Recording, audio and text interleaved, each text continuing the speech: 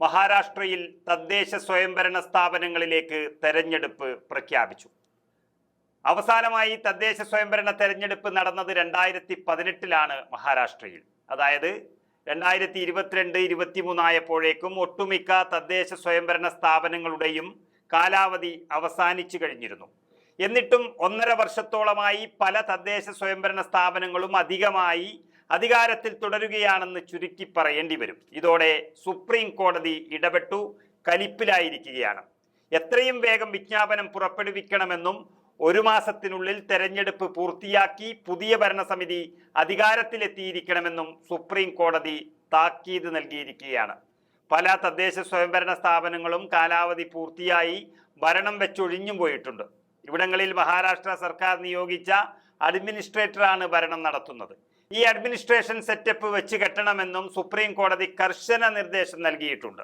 Supreme കോടതി അനുമതി നൽകിയതോടെ മഹാരാഷ്ട്ര ഇനി മുനിസിപ്പൽ കോർപ്പറേഷനുകൾ മുതൽ പഞ്ചായത്തുകൾ വരെയുള്ള തദ്ദേശ സ്വയംഭരണ സ്ഥാപനങ്ങളിലേക്കുള്ള തെരഞ്ഞെടുപ്പുകളിലേക്ക് കടക്കുകയാണ്.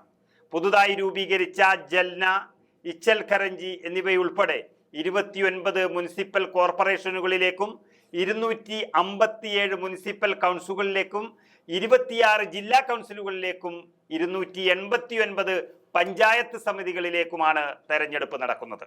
BJP നേതൃത്വത്തിലുള്ള കേന്ദ്ര സർക്കാർ ഏപ്രിൽ 30 അടുത്ത ജനസംഖ്യാ സെൻസസിന്റെ ഭാഗമായി ജാതി കണക്കെടുപ്പ് പ്രഖ്യാപിച്ചതിന്റെ പശ്ചാത്തലത്തിലാണ് ഈ തീരുമാനം വന്നിരിക്കുന്നത്.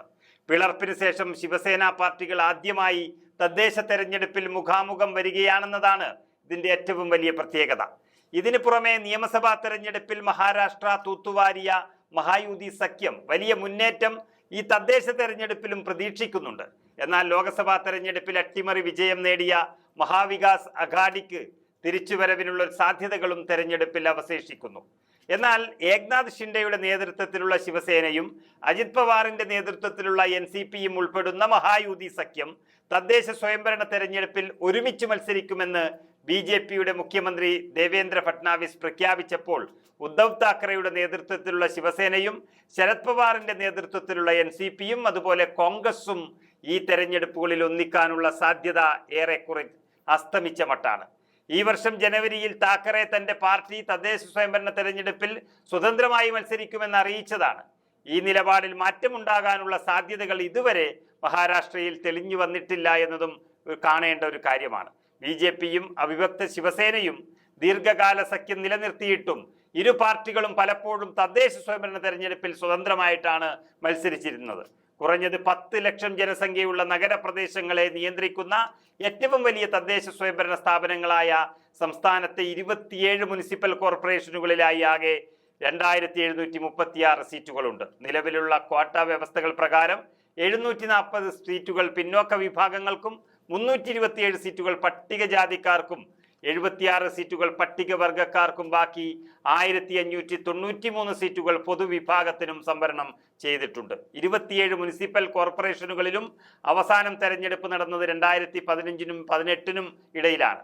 ഈ കാലയളവിൽ 16 കോർപ്പറേഷനുകളിൽ സീറ്റുകളുടെ കാര്യത്തിൽ BJP ഏറ്റവും വലിയ ഒറ്റക്കക്ഷിയായി വന്നു.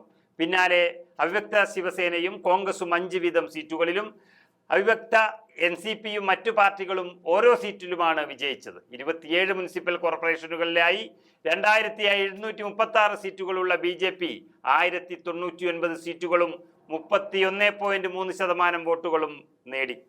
2015 മുതൽ 18 വരെ നടന്ന വോട്ടെടുപ്പുകളിൽ എതിരാളികളെക്കാൾ വളരെ മുന്നിലാണ് BJP നിൽക്കുന്നതെന്നും കാണാം. 489 സീറ്റുകളും 18.5% വോട്ടും നേടിയ ശിവസേന 2ാം സ്ഥാനത്തെത്തിയപ്പോൾ കോൺഗ്രസ് 439 സീറ്റുകളും 15.5% വോട്ടും നേടി തൊട്ടുപിന്നിലുണ്ടായിരുന്നു. 294 സീറ്റുകളും 11% വോട്ടുകളും നേടി NCP 3ാം സ്ഥാനത്താണ് നിൽക്കുന്നത്.